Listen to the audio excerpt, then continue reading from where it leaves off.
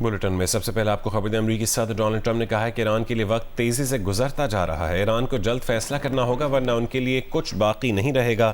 Donald Trump کی ایران کو ایک بار پھر دھمکی، کہا وقت ہی سب سے اہم چیز ہے۔ اسرائیلی صحافی براک راوت نے کہا ہے کہ امریکی صدر نے انہیں بتایا کہ ایران اب بھی معاہدہ کرنا چاہتا ہے۔ ٹرمپ نے بتایا کہ وہ ایران کی نئی تجاویز کے منتظر ہیں۔ امریکی صدر نے بتایا کہ نئی ایرانی تجاویز پہلے سے بہتر ہوں گی۔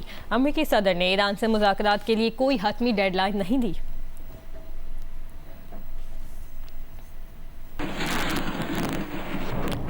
امریکی صدر ڈونلڈ ٹرمپ نے ایران کے خلاف جنگ سے متعلق مشاورت تیز کر دی۔ اتوار کو اسرائیلی وزیر اعظم نیتن یاہو سے ٹیلی فون پر گفتگو، ایک روز پہلے اپنی قومی سلامتی ٹیم کے اہم ارکان سے تبادلہ خیال کیا۔ امریکی نشریاتی ادارے کو معاملے سے باخبر ذرائع نے بتایا کہ ٹرمپ اس ہفتے جلد قومی سلامتی ٹیم سے ملاقات کریں گے۔ CNN کے مطابق جنگ کے ممکنہ آغاز کی صورت میں پینٹاگون نے ایران میں توانائی اور انفراسٹرکچر سمیت مزید اہداف کو نشانہ بنانے کی منصوبہ بندی کر لی ہے۔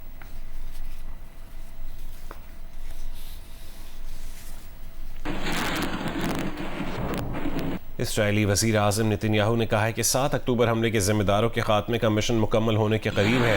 اسرائیلی فوج کا غزہ کے 60% علاقے پر کنٹرول ہے۔ حماس کے کئی رہنما اور کمانڈرز مارے جا چکے ہیں۔ غزہ وزارت صحت کے مطابق اسرائیل حملوں میں اب تک 72,000 سے زائد افراد شہید ہو چکے ہیں۔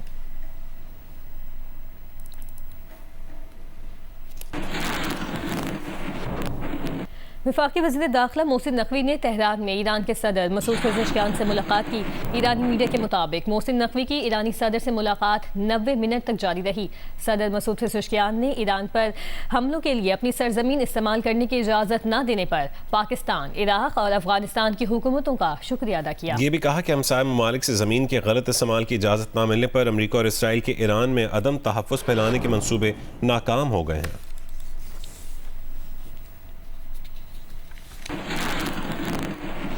وفاقی وزیر داخلہ محسن نقوی نے ایرانی پارلیمنٹ کے اسپیکر محمد باقر قالباف سے بھی ملاقات کی۔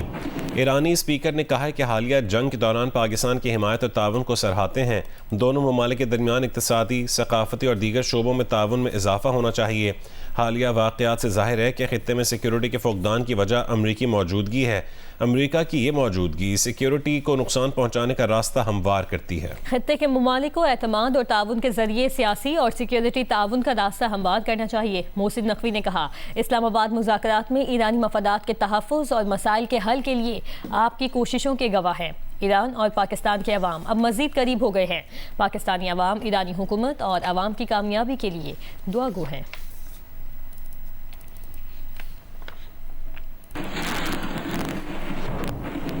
وزیر اعظم شہباز شریف نے کہا ہے کہ پاکستان کی پوری کوشش ہے کہ اسلام آباد میں ایران امریکہ مذاکرات کا ایک اور دور ہو۔ ہم دوسرے دور اور مستقل امن کے حوالے سے پر امید ہیں۔ برطانوی اخبار کو انٹرویو میں انہوں نے کہا کہ پاکستان اپنی تاریخ کے روشن ترین دور سے گزر رہا ہے۔ دنیا میں پاکستان کو ایماندار ثالث کے طور پر تسلیم کیا جا رہا ہے، جس پر عالمی قیادت کو مکمل اعتماد ہے۔ 24 کروڑ پاکستانیوں کی طرح مجھے بھی پاکستانی ہونے پر فخر ہے۔ وزیر اعظم کی جانب سے مذاکرات میں فیلڈ مارشل عاصم منیر اور وزیر خارجہ کے کردار کی بھی تعریف۔ افغانستان سے جنگ کے سوال پر کہا کہ ہم نے کابل سے صرف ایک درخواست کی تھی کہ یہ ضمانت دیں کہ دہشت گرد گروہوں کو افغان سرزمین استعمال کرنے کی اجازت نہیں دی جائے گی۔ وزیر اعظم نے کہا کہ پاک بھارت جنگ میں اگر صدر ٹرمپ مداخلت نہ کرتے تو دنیا جنوبی ایشیا میں بڑی تباہی دیکھ سکتی تھی اور شاید کوئی زندہ نہ بچتا جو بتا سکتا کہ کیا ہوا۔ انہوں نے کہا کہ پاکستان کی جغرافیائی حیثیت بھی اس میں اہم کردار ادا کرتی ہے، جبکہ سعودی عرب اور قطر سے بھی اس کے قریبی تعلقات ہیں۔ پاکستان کی ایران کے ساتھ 565 میل طویل سرحد ہے، جبکہ آبنائے ہرمز کے قریب اس کی بندرگاہیں موجود ہیں، جو عالمی توانائی کی رسد کے لیے انتہائی اہم علاقہ ہے۔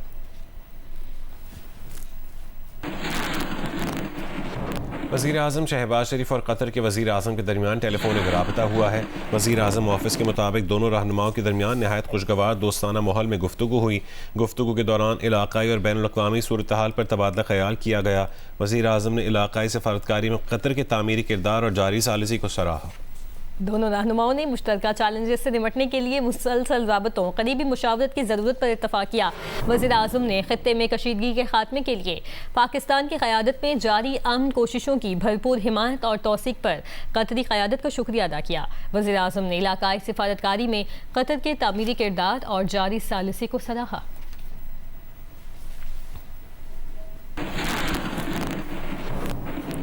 امریکی وزیر خارجہ مارکو روبیو نے کہا ہے کہ پروجیکٹ فریڈم کو روکنے کی وجہ پاکستان کی درخواست تھی. پاکستانیوں نے کہا کہ اگر آپ لوگ پروجیکٹ فریڈم روک دیں تو ہمارے خیال میں ہم کسی معاہدے تک پہنچ سکتے ہیں. ہم نے سفارتکاری کو موقع دینے کے لیے پروجیکٹ فریڈم روکنے پر اتفاق کر لیا. امریکی صدر ڈونلڈ ٹرمپ سفارتکاری کو ترجیح دیتے ہیں.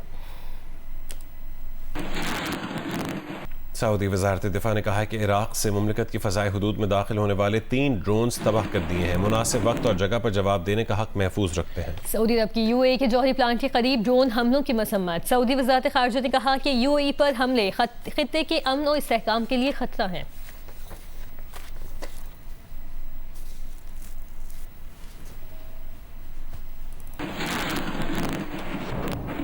یہاں آپ کو اپڈیٹ کریں. عالمی منڈی میں خام تیل کی قیمت میں 3% تک اضافہ. برنٹ $111 WTI اور UAE مربن $108 فی بیرل میں فروخت ہو رہا ہے.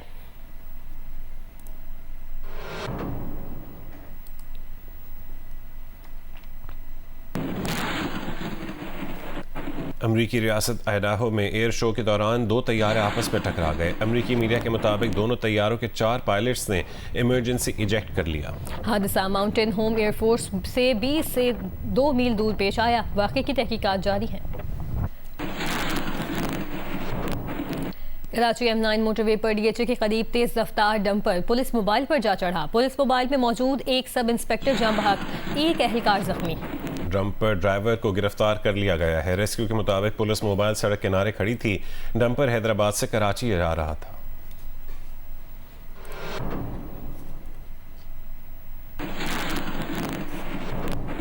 راولپنڈی میں میٹرو بس ملازمین کی برطرفیوں کے خلاف احتجاج ہوا. خواتین نے بھی شرکت کی. کہا کہ 200 ملازمین کو بغیر نوٹس نوکریوں سے نکالا گیا.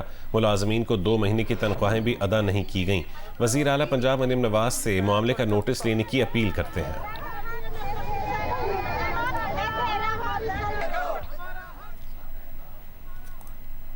راولپنڈی میں میٹرو بس ملازمین کا برطرفیوں کے خلاف احتجاج ہوا.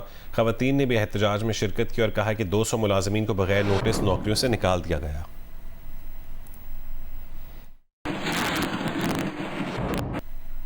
بریک کے بعد آپ کو بتائیں کہ پاکستان میں ذی الحج کا چاند نظر آ گیا ہے. عید الاضحیٰ 27 مئی بروز بدھ کو منائی جائے گی. مرکزی ذوات ہلال کمیٹی کے چیئرمین مولانا عبدالخبیر آزاد نے اعلان کر دیا ہے. سعودی عرب میں بھی ذی الحج کا چاند نظر آ گیا ہے. مناسک حج کا اہم ترین رکن وقوف عرفہ 26 مئی کو ادا کیا جائے گا. سعودی عرب میں عید الاضحیٰ 27 مئی کو ہوگی. برطانیہ، UAE، سلطنت عمان، ترکی اور تیونس میں بھی عید الاضحیٰ 27 مئی کو ہی ہوگی.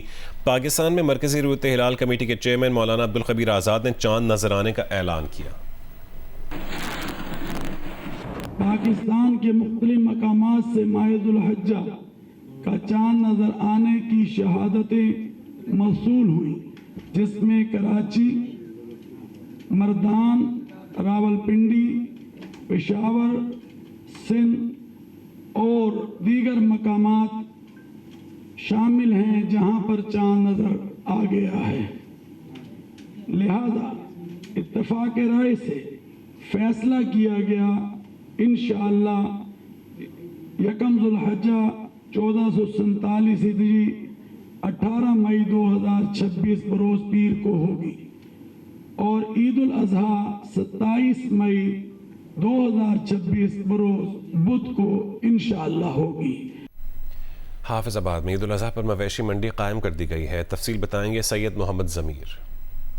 جی، عید قربان کے قریب آتے ہی حافظ آباد میں بھی مدنیہ والا بائی پاس کے قریب قربانی کے جانوروں کی خرید و فروخت کے لیے مویشی منڈی قائم کر دی گئی ہے، جہاں پر دور دراز کے علاقوں سے بیوپاری قربانی کے چھوٹے بڑے جانور لے کر آ رہے ہیں. لیکن یہاں پر جانوروں کی قیمتوں میں گزشتہ برس کی نسبت 30 سے 40% تک اضافہ دیکھنے میں آ رہا ہے، جس کی وجہ سے اس منڈی میں ابھی تک خریداروں کی تعداد بہت ہی کم دکھائی دے رہی ہے. دوسری جانب میونسپل کمیٹی کی جانب سے قائم کردہ اس مویشی منڈی میں نہ تو کوئی پانی کا انتظام کیا گیا ہے اور نہ ہی بجلی فراہم کی گئی ہے، جس کی وجہ سے دور دراز سے آئے ہوئے بیوپاری حضرات کو سخت پریشانی کا سامنا کرنا پڑ رہا ہے. جی، ضلع مٹیاری میں اونٹ منڈی قائم کر دی گئی ہے، جہاں سندھ بھر سے بیوپاری اونٹ فروخت کرنے پہنچ رہے ہیں. عبدالرزاق میمن تفصیلات بتا رہے ہیں. जी बिल्कुल, ज़िला मटियारी में भी ईद उल अज़हा की तैयारियां जारी है। इस वक्त जो है मवेशी मंडियां सजना शुरू हो गई है। हाल में सबसे बड़ी ऊंट मंडी यहां पर सजाई गई है। यहां पर जो है सहराए थर, उमरकोट, सखर, मटियारी, नवाबशाह और दीगर अजला से बड़े बड़े ऊंट यहां पर लाए गए हैं। यहां पर ऊँटों के रेट भी जो है हमें बताए गए हैं, कोई 5 लाख का है, कोई 7 लाख का है, तो कोई 15 लाख तक ऊँट है। यहाँ पर आप देख सकते हैं, यहाँ पर ये ऊँट का एक मालिक भी मौजूद है जो अपने ऊँट को खूबसूरत तरीके से सजावट करके यहाँ पर लाया। हम उनसे बात करते हैं। हम नवाब शाह से लाए हैं ऊँट। इधर 10 लाख का भी है, 12 लाख का भी है, 15 लाख का भी है।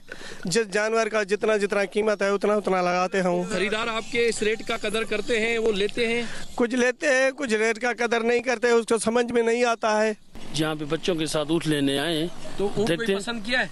बस अभी बच्चों के साथ आए हैं, देखते हैं बच्चों को क्या चीज़ पसंद आती है। क्या रेट बताए जा रहे हैं यहाँ पर आपको? 4 लाख 5 लाख इस हिसाब से कोई अच्छा बन जाएगा तो उससे ले लेंगे, खरीद कर लेंगे। 4 लाख 5 लाख ये खरीदारों की आपने गुफ्तगू सुनी। जबकि मैं आपको बताऊं कि हालांकि जो मंडी है यहाँ से ऊँट यहाँ पर ना सिर्फ मुल्क भर के लोग यहाँ पर ख़रीदने के लिए आते हैं, बल्कि मैं आपको बताऊं कि सऊदी अरब, दुबई, कतर, ईरान और दीगर ममालिक में भी यहाँ से ऊँट जाते हैं। अमेरिका और ईरान जंग के बायस इस साल जो है यहाँ से जो ऊँट ईरान जाने होते हैं वो नहीं जा सके, जिसके बाद यहाँ पर ऊँटों के जो रेट हैं वो भी कम हैं। और व्यापारियों ने भी यहाँ पर शिकायत की है कि हर साल की तरह इस साल जो है रेट हमें कम मिल रहे हैं। जी, कराची में 4 रोज़ कबल सीव्यू पर डबल कैबिन गाड़ी की टक्कर से एक शख्स जहां बहक जबकि 2 नौजवान जख्मी हुए। वाक़े का मुकदमा भी दर्ज हुआ और पुलिस ने गाड़ी भी बरामद कर ली, लेकिन मुलजिम की गिरफ्तारी ताहाल अमल में नहीं आ सकी है।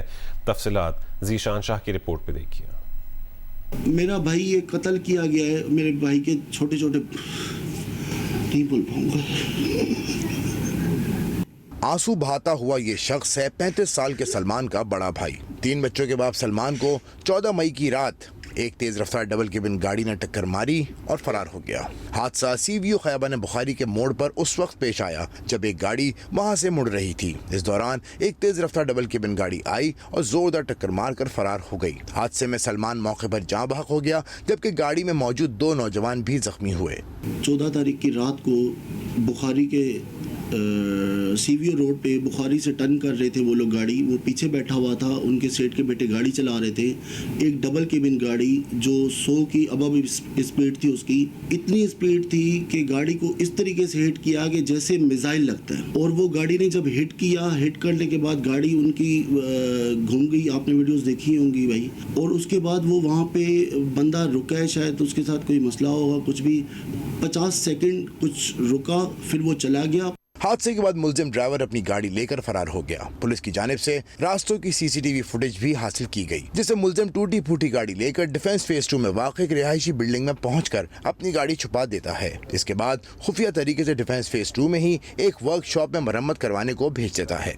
गाड़ी में एक लेटर निकला, जो लेटर इस गाड़ी का था, उसका चेचिस नंबर भी सेम था। उस लेटर के मुताबिक उसके अंदर जो नंबर प्लेट हमने जो वीडियोस पे देखी थी, उसके ऊपर नंबर प्लेट लगी हुई थी। किसी बलूचिस्तान नंबर की गाड़ी है, बलूचिस्तान नंबर की कोई छोटी गाड़ी है, उसकी नंबर प्लेट लगी हुई थी इसके ऊपर। तो ये नंबर प्लेट भी जाली इसके ऊपर लगी हुई थी।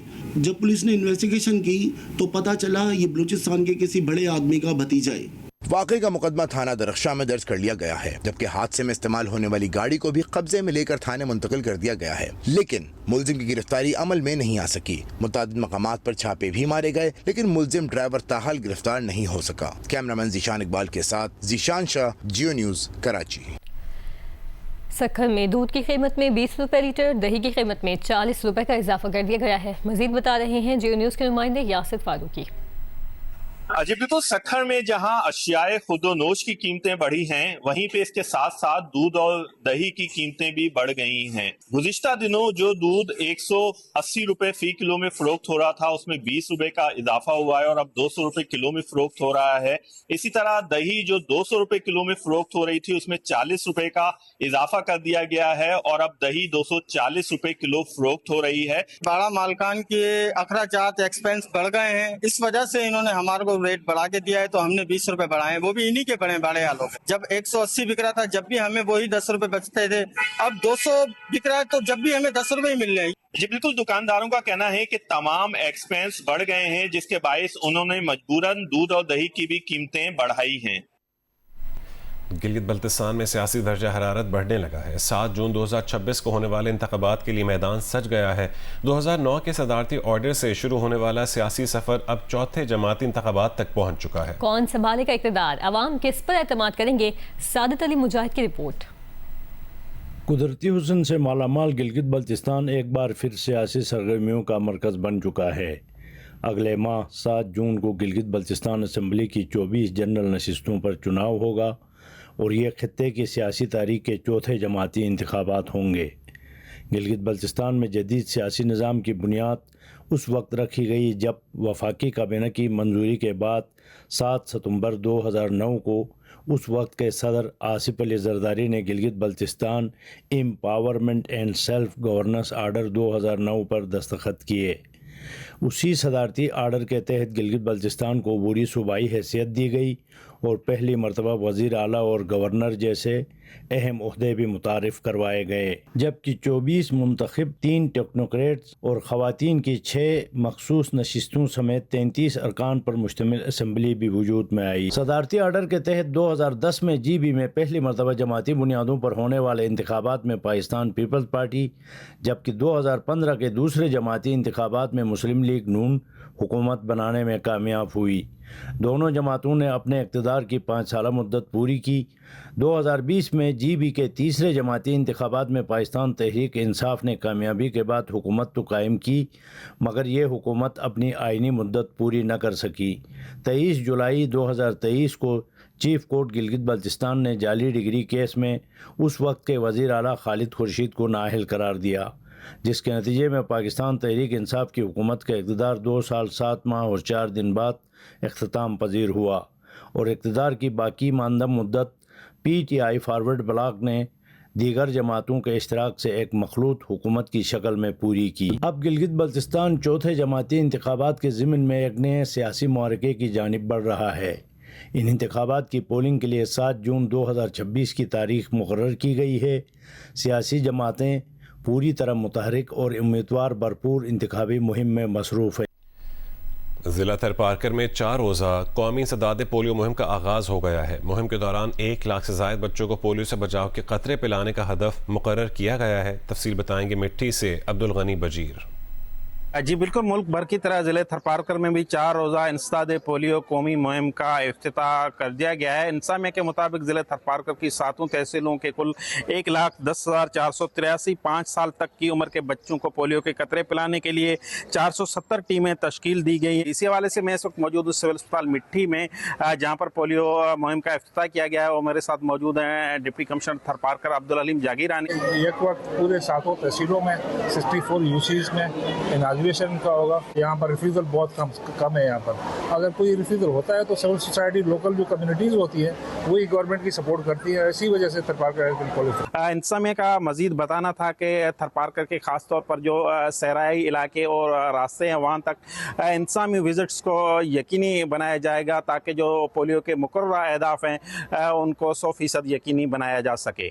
جی کوئٹہ میں مہر گڑھ میوزیم کو بین الاقوامی معیار کا بنانے کے لیے تزئین و آرائش کا کام جاری ہے۔ اس منصوبے کا مقصد بلوچستان کی قدیم تہذیب مہر گڑھ سمیت خطے کی ثقافتی تاریخ کو محفوظ اور جدید انداز میں پیش کرنا ہے۔ عجائب گھروں کے عالمی دن پر کوئٹہ سے ندیم کوثر کی رپورٹ۔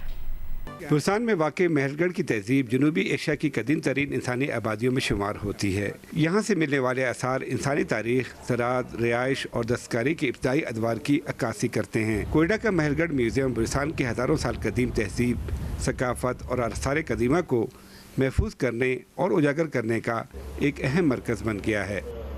اس وقت جو ہمارے پاس اینٹیکوٹیز موجود ہیں وہ مہر گڑھ کے ساتھ ساتھ میری کلات، شہین توف، نال ان جگہوں سے نکلی ہوئی ہیں اور ان کی تاریخی اہمیت کا اندازہ آپ اس بات سے لگا سکتے ہیں کہ ان آبجیکٹس کی ڈسکوری کے بعد جو بلوچستان کی تاریخ تھی وہ 7000 BC ہی یعنی 9000 سال پرانی ہو گئی ہے۔ سریاب روڈ کوئٹہ پر واقع مہر گڑھ میوزیم 2020 میں 10 کروڑ روپے کی لاگت سے تعمیر کیا گیا تھا۔